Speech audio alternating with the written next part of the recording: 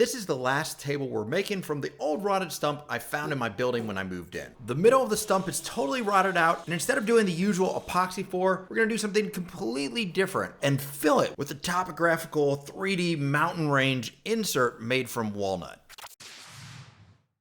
So one of the things that's going to present a number of challenges in this project is just the sheer size of the stump, which at the beginning here was about 15 inches tall and probably 150, 160 pounds or so. So it takes two people to lift, and it's too tall to flatten on the CNC. Luckily, I'd made this adjustable tall flattening jig about a year ago, and it allows me to flatten pieces anywhere from 12 to 20 inches tall. But even using that jig wasn't easy because the circumference of the stump was almost 40 inches, and by the time you add in enough space for the router on either side, I needed a table that was at least 4.5 feet in both dimensions, bigger than almost every table I have except for my CNC. So I had to haul the whole jig and stump up onto the CNC table just to get this thing flattened.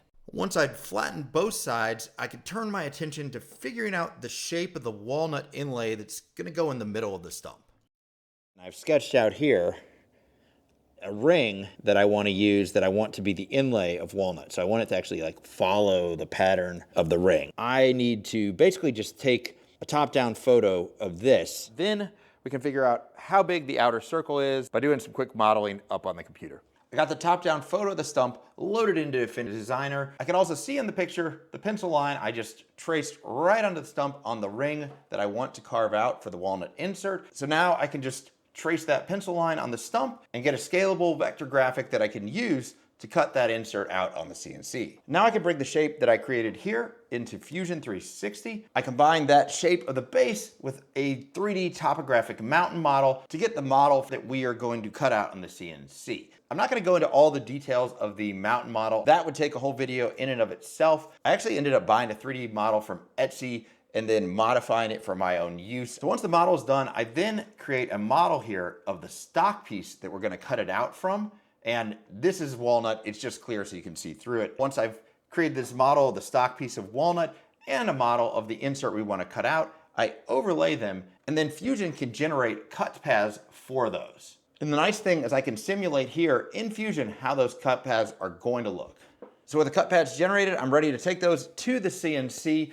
But with the height of this, about 3.5 inches, and the steep side angles, I am pushing some limits on my CNC that I've never done before. So I'm gonna glue up a stack of plywood and actually cut this out of plywood first before we go do the real thing out of walnut.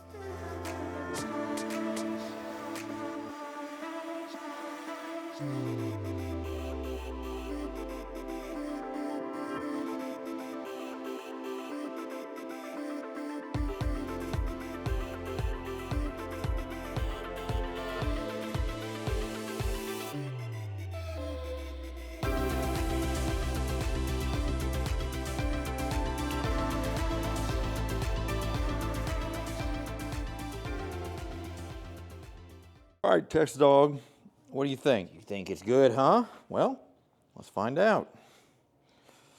Yep, it came out pretty good. All right. I think the next step here is to make this out of walnut, but I just realized that I am totally out of walnuts, so got to run to the lumber store and pick some up, and then we'll get back on track.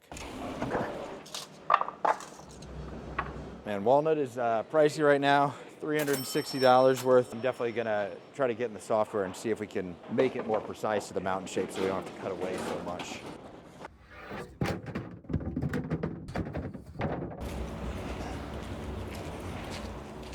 While I'm milling up the lumber, I want to talk a little bit about the inspiration for this table. The idea came from someone I saw on Instagram, Ben A. Manu. He makes a lot of tables and other furniture with this type of topographical wood mountain incorporated. I absolutely love what he's done and had been trying to think of a project where it would be cool to incorporate this sort of topographical mountain carving. And when I was trying to think about how to fill the void in the stump, then this just made sense to me. So while I don't think this is a copy of his design, because incorporating this way with an insert following the shape of a ring in the stump is a different twist on the concept, I definitely wanted to acknowledge him because if you look at this, you definitely can see the strong influence his work had on this piece. And on that note, I want to chat with you guys a little bit about the fact that you could say a lot of my recent pieces have sort of been in the style of others that I've been strongly influenced by. And while I always try to add a different twist on the things I'm inspired by, those people that I'm taking inspiration from, for the large part, have found a voice as an artist. You can look at a piece of work and you can say, that is a piece that this person did. When you see this topographical wood mountain integrated in a piece of furniture, it just looks like something that Ben A. Manu has done. And while there are pieces I've done in the past that I certainly feel are my original designs, I really don't think that I've come up with a signature voice. And that's something I'm really hoping to do. And I think about when you go to a museum and you see art students sitting there, and by replicating works they're inspired by, they eventually find their own voice as an artist. And that's kind of what I'm hoping to do. So if you like the styles I'm reverse engineering and some of the original stuff I've done in the past, definitely follow along, because I hope that's all going to coalesce at some point into a signature style that you can look at and say, that is definitively one of my pieces. Back to the build, we're now finishing the glue up that's creating that stock piece in that shape that I modeled in Fusion. So with that done, we can take it over to the CNC and it is go time for the carve.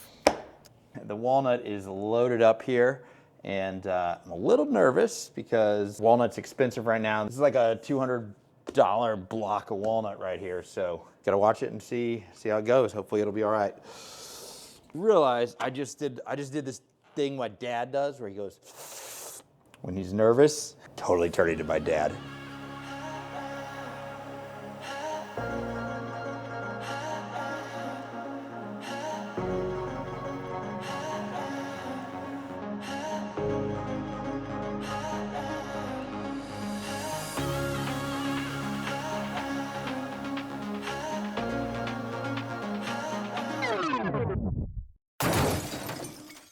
Well, what went from a minor problem just became a major, we're gonna have to start over problem. About halfway through, the motor here, you can see this, but up here, completely popped off. I mean, it doesn't look like it broke, but the screws came off, and now this is completely bent, so we'll need a new collet. I hope it didn't screw up the spindle, but yeah, my CNC is now completely out of order. Don't know what happened yet. I may have just been pushing the limits with this really long bit. Basically, like, walnut's a lot harder wood than the plywood I tested on. I may have just introduced a lot more vibration, which vibrated the motor loose. The motor came loose, and then I'm not sure, then when that happened, this slipped down. Now I've got a huge hole in the walnut too, so everything is just completely foobarred. Yeah, not fun. I guess I will probably see you guys in like a week once I fucking troubleshoot this. God dang it, this sucks.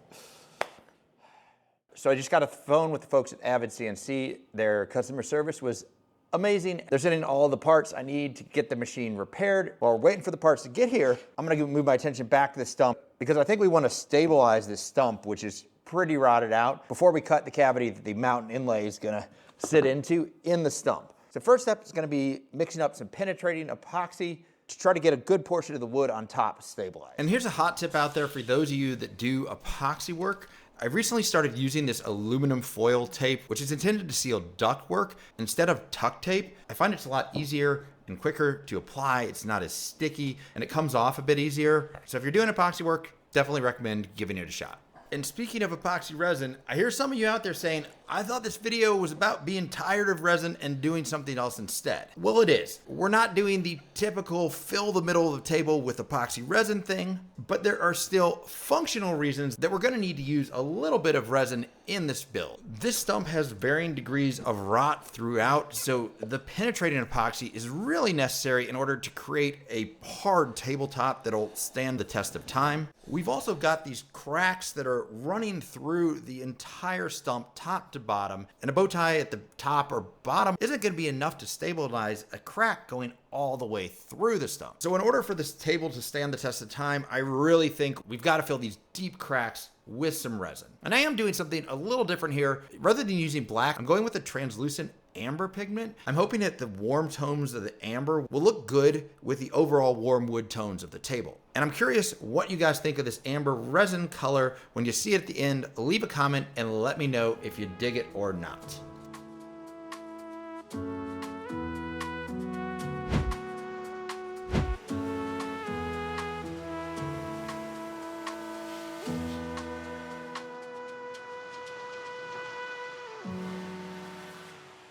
Before we go further, let's take a minute to talk about this video's amazing sponsor, WaterDrop. WaterDrop is a leading water purification brand offering premium undersink and countertop water filters. Today, I'm gonna be setting up the WaterDrop A1 hot-cold reverse osmosis countertop filter here in the workshop. I'm often putting in long hours down here in the workshop, and when I get in a flow state, I just forget to go upstairs to get a glass of water. So having drinking water right here on demand in the shop is gonna be a game changer. The WaterDrop A1 has advanced 6-stage water filtration, which includes carbon, reverse osmosis, or RO filter, and an ultraviolet sterilizer. This reverse osmosis filtration system filters out all the harmful stuff you don't want, leaving only the minerals in the water that are beneficial to your health. This thing is putting out the absolute best drinking water possible. I'm getting the same or better water quality than those big water cooler tanks you see at the office, all in this compact form, but the small size doesn't mean you have to refill it constantly. The water tank in the back holds over a gallon, so there's plenty to keep you going all day. The A1 isn't just a filter, it's an intelligent faucet. With the OLED touchscreen, you can see the remaining lifespan on your filters and measure the total dissolved solids in your drinking water. The touchscreen also allows you to dial in exactly how much water you want and switch between hot and cold water, ranging from 41 degrees to 203 degrees for your coffee. And with the A1's 3-second instant heating, you don't have to wait forever for your water to heat up. It could actually save you a ton of money over buying expensive bottles of mineral water, not to mention eliminating all those plastic bottles that get thrown in the trash. WaterDrop also offers under-sink filters designed for easy DIY installation.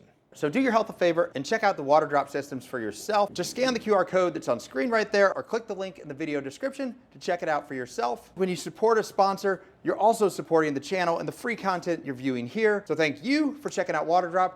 Thanks to WaterDrop for sponsoring the video. And now let's get back to it. The next day, I finally got an opening in the weather that I'd been waiting for. You see, we recently had a spurt of below zero wind chill days in Chicago, and I really wanted to be able to open the garage door up while I was cleaning up the sides of the stump because it is such a dusty process. So when I got a 40-degree day, it felt like a heat wave. I opened the garage door up and got the angle grinder out to clean the hideous stain that someone had applied to this stump in its former life in the flower shop that had been in my building before the whole thing was abandoned. With the sides cleaned up, I turned my attention to removing some of the rotted wood from the center of the stump. And this is the wood that we're going to replace with that walnut insert later. The stuff was so rotted, it almost felt like a sponge when you pulled it out. And I'm not sure what the best method for removing this is. I wanted to do it in a less dusty way. So I started by trying to just hack it out with a mallet and chisel, which worked okay. But eventually I just found that using the claw end of a hammer and just whacking it like a pickaxe worked really well to remove the rotten wood. It was pretty physically intensive, but hey, I just look at that as a bonus, getting a little workout in. While I had the stump upside down, I noticed some significant cracks on the bottom. They didn't extend through to the top, so they hadn't been filled when I stabilized those cracks on the top side, but they were big enough cracks to cause concern, so I decided to go ahead and stabilize these cracks with resin as well. The next day, after the resin cured, I moved the stump back into the main area of the shop. I sanded it down, and at this time, as luck would have it, the shipment with the replacement parts for the CNC arrived, which meant I could get it repaired and try again for the walnut mountain carving. It is now a week later, and I think I finally got the machine fixed. Too many problems to even name. Basically, I'd just been slacking on machine maintenance, and that led to a whole bunch of things. So, was able to save like half the walnut by just flattening out the piece we had, gluing 2 more chunks of walnut back on there, recreating the blank, and now we're gonna take this blank into the CNC and get this thing carved.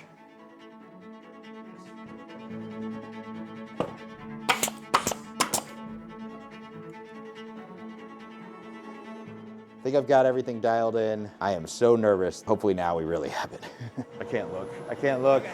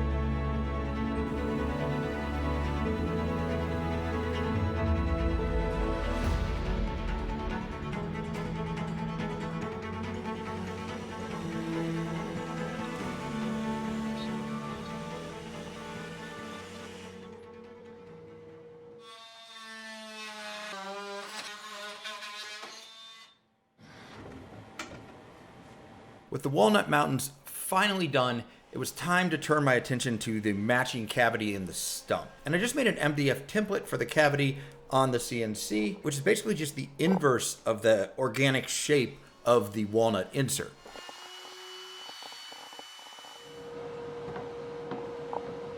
All right, fits.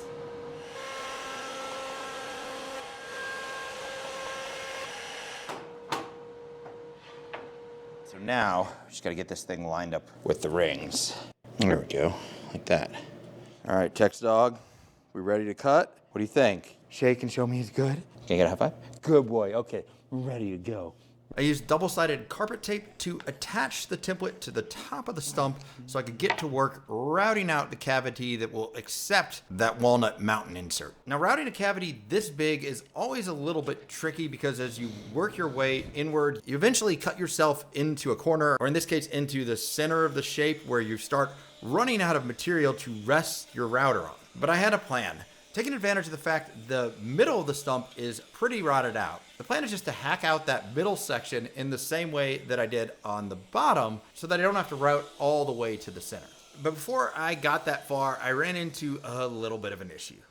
All right, well, had a little snafu, which I'm upset about, but I think we're gonna be able to make the most of it. So the depth gauge on this slipped so that it wasn't going down as far as it needed to. So what happened was it just started cutting into the template, and there's a little spot where now it's cut out further than we want it on this outline. So right here you can see there's this little gap. What I think I'm gonna do, because we want this to be removable, so I'm just gonna cut like a little scoop out shape so it looks like just a built-in finger pull. So you get your fingers in there to kind of pop this out. We will turn this mistake into a feature. And some clarification there, it really would be more of a curved access groove that would allow you to get your fingers up against the edge of the walnut, not a finger pull, because that would be on the walnut itself. But in either case, I went ahead and just finished routing out the rest of the cavity because when I'm trying to come up with fixes for a problem like this, I usually like to just take a step back from it for a minute just to consider what other options there might be and figure out the best solution. So once the cavity was done, I turned my attention back to the walnut insert to fix a couple mistakes that I actually hadn't even told you guys about yet. Some of you who are watching closely might have noticed there were a couple hiccups carving this, mainly due to the fact that I had neglected maintenance on the CNC for like 4 years. So lesson learned. So the main thing that happened was we had one errant carve. You can see right here where the bit just kind of took off the side of the mountain. So I've got a piece I've cut. We're gonna glue this in and I'm gonna hand carve the side of the mountain that got chopped off. And over here, and this is actually just to a glue adhesion issue between the layers, the top of this mountain popped off. So I've got the piece that popped off. We're going to glue it back on. It's a little bigger because it popped off during the roughing pass. So we're just gonna glue that back on, and both of those, then after I glue them back on, we're gonna just hand carve them down to reshape the sides of the mountain. And then this thing will be ready for finish. So I really don't have a lot of experience carving organic shapes manually, and I was a little nervous, but fortunately with the tools that were recommended to me by my buddy Blake over at BM Sculptures, it actually went pretty smoothly. And I think I hid those mistakes pretty darn well. Now, once those two features were fixed, it was time for sanding, and because of the crazy shapes, this was like 6 hours of hand sanding. It was brutal, and I will not subject you guys to the same pain that I endured. So we'll just skip ahead to the next step. I've made a decision. It is the decision that involves more work, but I got to fix that part where the router cut into the side because it just leaves this ugly gap. I think the best solution is to extend this walnut piece, make it a little bigger in that area, and then reroute with the new edge so that it fits the hole completely. To do that, I took a picture with my phone. So I've got my original here laid out on the stump. I've got the picture lined up, kind of using this crack as a reference. And then I've got the new curve that I drew around in black here, around the red original. That should cover that gap in the wood. So we're gonna have to cut a new template for the base here and a new template for the stump, then route those again so everything matches up, and then hopefully that'll all work out.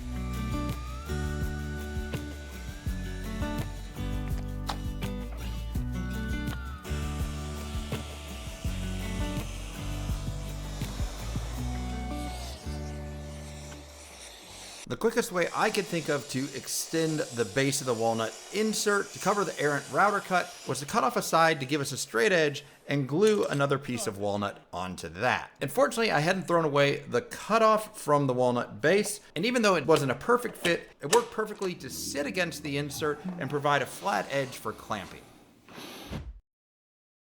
After the glue had dried for a few hours, I used plastic composite nails to secure the new template I'd made to the bottom of the walnut insert. I then removed most of the excess material with a jigsaw and came back with a templating bit on my router to cut the insert to its new final shape.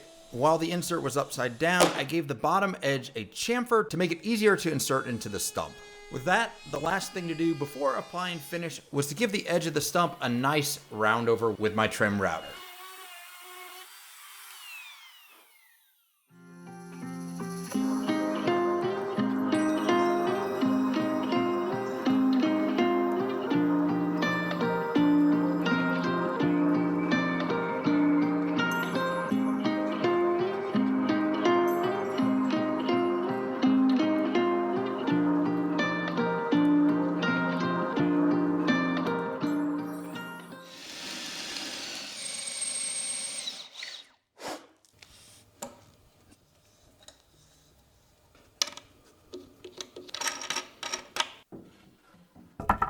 All right, Tex, what do you think, bud? I think he likes it because it kind of matches his coat, doesn't it? We will get to the beauty shots of the finished table here in a second. But first, I want to talk about some things I might do differently next time and address some comments that I anticipate I'm going to get. So first off, this was kind of an experiment, and just to be fully honest, it didn't quite turn out like I had in my head. I knew this stump was maple, which is usually a light blonde color. I was picturing a sort of consistent grain, really light wood next to the dark walnut, and that isn't how it came out. There's so much spalting, which is all this sort of black coloration that you see in this wood, that doesn't look like what you traditionally think maple will look like. The contrast isn't as great as I thought. The second thing, which I guess I could have foreseen, but I just didn't realize until I saw the finished product, was the difference in grain direction. If I did this again, I would make the bottom layer of these mountains out of a cookie slab of walnut so that it would have a circular grain direction. Because to my eye, there's a little clashing of the straight grain across the walnut and the circular grain of the outer maple. So there's a couple ideas how I could improve and get closer to what I had in my head. The first concept is to just take the top down a little bit, get a new surface on top, and then use a wood bleach to try to get it to a very consistent light color. But I'm not 100% sure how that's gonna work. The other idea I had was to create an inlay border around the edge here and just cut a 1/2 inch of some very blonde, consistently colored maple to kind of serve as a border around this edge. And then you'll have some clear separation between the wood on the outside and the wood in the middle. And also the intentionality of the border could ease the transition from the circular grain pattern to the straight grain pattern so that it doesn't visually clash as much. Some of you might also have noticed these crazy pieces of wood behind me. Those are for an upcoming project, so make sure you sub and bell to follow along for some future projects and the full workshop renovation down here. And one other thing, I apologize, the beauty shots are gonna happen right here in the garage because we're about to get this table out of here. We're taking this and a bunch of other stuff to storage because I'm about to start the massive build out of the workshop here and the gallery in front. So we're in the process of moving everything out. And as always, much love for following along, making it possible for me to do this. That's it for this time, and we'll see you guys next time.